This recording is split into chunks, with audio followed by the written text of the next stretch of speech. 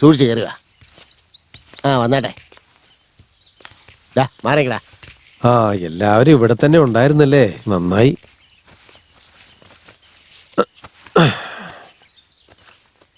എന്തൊക്കെയാ വിശേഷം ഫക്കീറണ്ണ? മോളുടെ കല്യാണം ഇങ്ങ് അടുത്ത് വന്നോണ്ടിരിക്കുക. കടം ചോദിച്ചിടത്തൊന്നും കിട്ടിയതുമില്ല. ആ പ്രകാശനോട് 50,000 ചോദിച്ചപ്പോൾ ആകെ തന്നത് 10,000. എനിക്കാണെങ്കിൽ ഈ നാട്ടിൽ നിങ്ങളല്ലാതെ വേറെ ആരെയും അറിയത്തുമില്ല. നിങ്ങളെല്ലാവരും കൂടി ഒന്ന് സഹായിക്കുകയാണെങ്കിൽ. ഈ കാര്യം ഒന്നും ഓർത്തിക്ക പേടിക്കണ്ട. ഞങ്ങളൊക്കെ ഇല്ലേ ഇവിടെ. സമാധാനമായിട്ട് കല്യാണത്തിന്റെ കാര്യങ്ങൾ നോക്കിക്കോ. എന്താടാ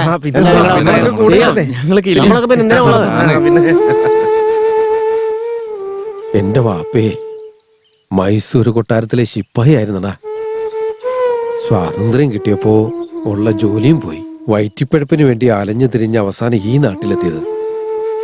ജീവിക്കാൻ നിങ്ങൾ ഒരിടം തന്നു, കൂടെ വയറ് നിറയ്ക്കാൻ ഒരു ജോലിയും തന്നു.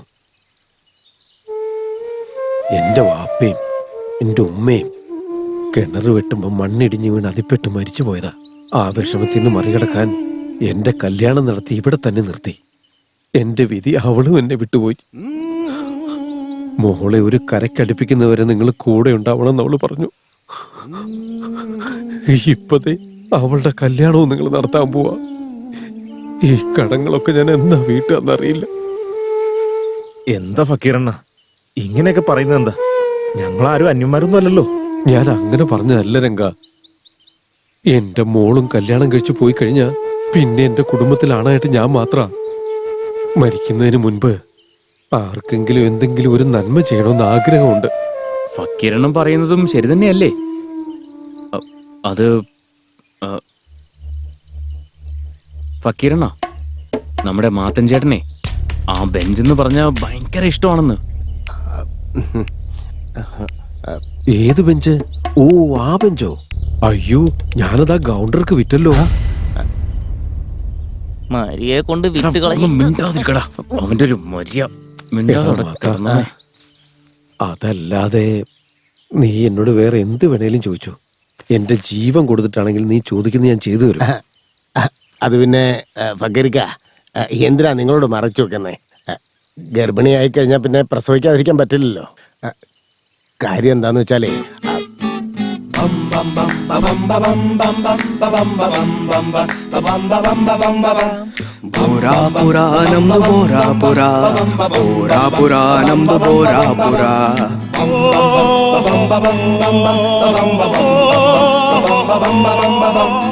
നമ്മൾ ഇത്രയും പേർക്ക് ഗുണമുള്ള കാര്യമാണെങ്കിൽ ഞാനും നിങ്ങളുടെ കൂടെ ഉണ്ടാവും. അതെ, ആ പെങ്കൊച്ചിനെ വിളിക്ക്. ഇതിപ്പോ കൊറേ സമയമായല്ലോ. ശരി ആശാനെ. അതെ ചേച്ചി, അതെ ഒന്ന് വന്നേ. ദേ ആശാൻ വിളിക്കുന്നു, വേഗം ഇറങ്ങാൻ നോക്ക്. ആശാനെ, ഇനി എനിക്ക് അഭിനയിക്കാൻ പറ്റില്ല. ഞാൻ എന്റെ വീട്ടിലേക്ക് പോവാ. അല്ല, എന്താ പറ്റിയെന്ന് പറ. പിന്നെ ഞാൻ തുണി മാറുന്ന സമയത്തൊക്കെ ഓരോരുത്തരും വന്ന് എത്തി എത്തി ഒളിഞ്ഞു നോക്ക. ഓക്കത്തിന്റെ മനസ്സിലിരിപ്പ് എനിക്കറിയാം. അയ്യോ, ഞാനല്ല ആശാനെ. ആരുടെ വിളിഞ്ഞു നോക്കിയേ? നാടകത്തിൽ അഭിനയിക്കണോ വേണ്ടേ? ഇവനാ. കണ്ടില്ലേ? അത് തന്നെ ഞാൻ ലേറ്റ് ആയിട്ടല്ലേ എത്തിയേ. ലേഡീസിന് ആരെ ബുക്ക് ചെയ്തതെന്ന് എനിക്ക് അറിയില്ലല്ലോ. അതുകൊണ്ട് ആരാന്നറിയാൻ വേണ്ടി ഒന്ന് ചെന്ന് നോക്കിയതാ. എനിക്ക് അങ്ങനെ അറിയാനാ ഈ പെണ്ണുമ്പിള്ളി അതിൻ്റെ ഉള്ള തുണി മാറ്റിക്കൊണ്ടിരിക്കാന്ന്. ഒന്ന് നിർത്തടാ, ഒരു അക്ഷരം വേണ്ടരുത്. ഇത്തവണ വിട്ടുകളഞ്ഞേക്ക് മോളെ.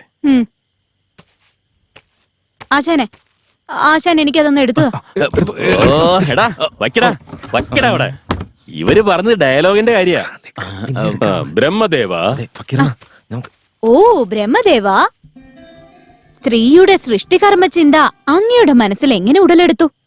പുരുഷന്മാരുടെ വികാര വിനോദങ്ങൾക്കായി അങ്ങ് ഈ സ്ത്രീകളെ സൃഷ്ടിച്ചു. അത് ശരിയാണല്ലോ. എങ്കിലും ഞങ്ങളുടെ മനസ്സിൽ മോഹം ഇത്രയധികം ഏകിയത് എന്തിനാണ്? ഓ, അങ്ങും ഒരു പുരുഷനായിരിക്കെ ഈ ചോദ്യത്തിന് എന്ത് പ്രസക്തിയാണുള്ളത്?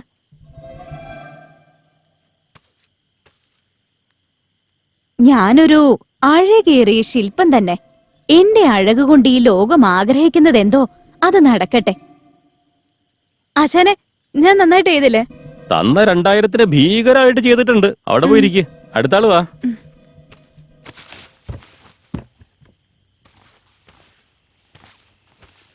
ഇവളെന്തിനാണ് ഇത്രയും ആകുലപ്പെടുന്നത്? ലളിത, ചിന്താകുലയാകാതെ ലളിത, നിന്നെ സംരക്ഷിക്കേണ്ടത് എന്റെ ചുമതലയാണ്. എന്റെ വാക്കുകൾ അനുസരിച്ച് എന്റെ റാണിയായി വരൂ നീ. അങ്ങനെയാണെങ്കിൽ എന്നെ മംഗലം ചെയ്യാൻ തയ്യാറാണോ? മംഗലമോ? നിന്നെ മംഗലം ചെയ്താൽ പിന്നെ ഈ സമൂഹം എന്നെ അംഗീകരിക്കില്ല. നീ ദേവദാസിയായി കൂടെ വരൂ. അങ്ങനെയെങ്കിൽ എന്റെ ഈ ജീവിതം മുഴുവനായി ഹോമിക്കണമെന്നോ? നീ ആകുലയാവേണ്ടതില്ല സഖി, ഞാൻ നിന്നെ മംഗലം ചെയ്യാൻ തയ്യാറാണ്. ഓഹോ, താങ്കൾക്ക് എത്ര നല്ല മനസ്സാണ്. താങ്കൾ എന്നെ പ്രണയിക്കുന്നുണ്ടോ? ഈ പൊട്ടന് പ്രണയം എന്ന് പറഞ്ഞാൽ എന്താന്ന് പോലും അറിയത്തില്ല. ചുമ്മാ കിട്ടുകയാണെങ്കിൽ കിട്ടട്ടെ എന്ന് കരുതി ചൂണ്ടായിട്ട് നോക്കുന്നതല്ലേ. കല്യാണം കഴിഞ്ഞാലല്ലേ കുഞ്ഞുങ്ങളുണ്ടാവൂ, പ്രണയിച്ച കുഞ്ഞുങ്ങളുണ്ടാവില്ലല്ലോ. ഈ പോരാട്ടത്തിൽ മൂന്നാമതൊരു മാന്യം വന്ന് ഇവളെ തട്ടിക്കൊണ്ടുപോകാൻ ശ്രമിച്ചാൽ നടക്കില്ല. നോക്കൂ ലളിത, ദ്രൗപദിയെ മംഗലം ചെയ്തത് 5 പേരായിരുന്നു. ഇവിടെ ഞങ്ങൾ 2 പേരേ ഉള്ളൂ. പ്രേമിക്കാൻ ഞാനും പിന്നെ സംരക്ഷിക്കാൻ ഇവനും.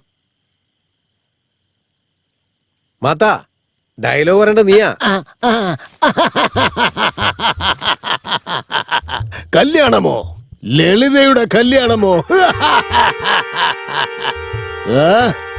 ഇവളുടെ കൂടെ കഴിയുന്ന ലീലാവിലാസങ്ങൾ സ്വപ്നം കണ്ട് കട്ടിലിൽ കിടന്നുറങ്ങുന്ന ആ രംഗങ്ങളും സ്വപ്നം കാണുന്നത് എപ്പോൾ?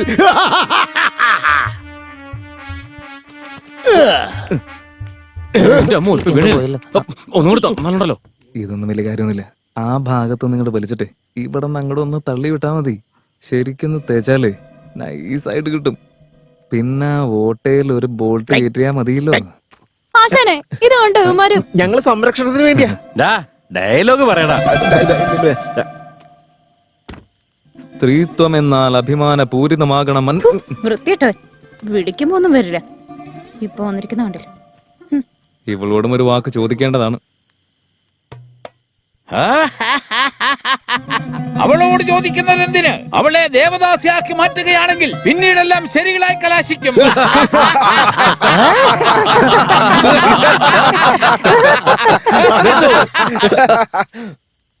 ഒരു മോഷ്ടാവ് കോഴിയെ മോഷ്ടിക്കാൻ ഒരു വലിയ പ്ലാൻ ഉണ്ടാക്കുക.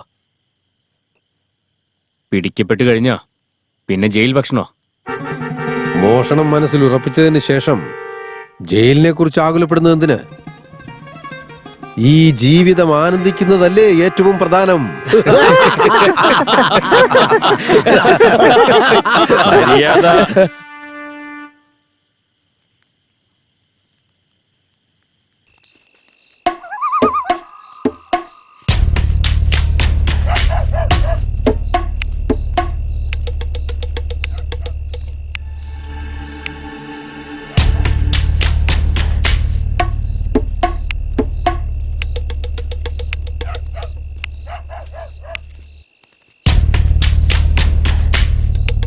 ഇതൊന്നും നടപടിയാവുമെന്ന് എനിക്ക് തോന്നുന്നില്ല. ചേട്ടാ, ചേട്ടനൊന്ന് ഉമ്മെന്ന് പറഞ്ഞാൽ മതി. നേരെ ചെന്നിട്ട് ആശാന്റെ തലമണ്ട് നോക്കി ഒന്ന് കൊടുത്തു കഴിഞ്ഞാൽ 2 പീസായി കിട്ടും. നിനക്ക് തള്ളവരലുണ്ടോടാ? പിന്നെ അത് വായിലോട്ട് വെച്ചോ. പോലീസ് എങ്ങാനും പിടിച്ചാ ലാത്തി കുത്തിക്കയറ്റും നിന്റെ ആസനത്തില്. എന്താ ഫക്കീറണ, ആകപ്പാടെ നിങ്ങൾ പേടിച്ചിരിക്കുന്ന പോലെ? ഈ കല്യാണത്തിന്റെ കാര്യമൊക്കെ ഒന്ന് തീരട്ടെ. ആ മെഷീന്റെ കാര്യം അതിനുശേഷം ആലോചിച്ചാൽ മതി.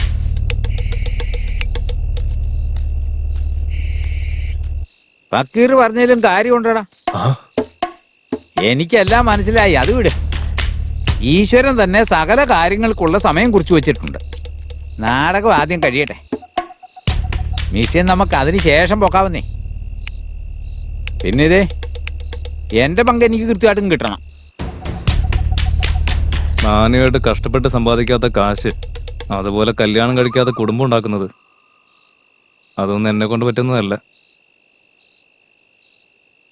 എനിക്കൊരു താല്പര്യമില്ല. നിങ്ങളിതിൽ എന്താന്ന് വെച്ചാൽ കാണിക്കേ.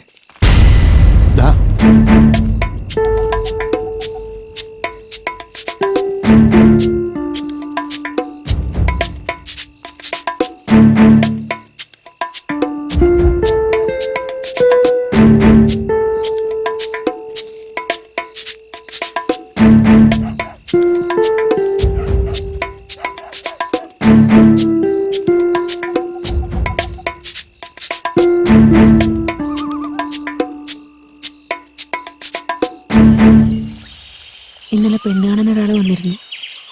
ആളൊരു ടീച്ചറാണെന്നാ പറഞ്ഞത്.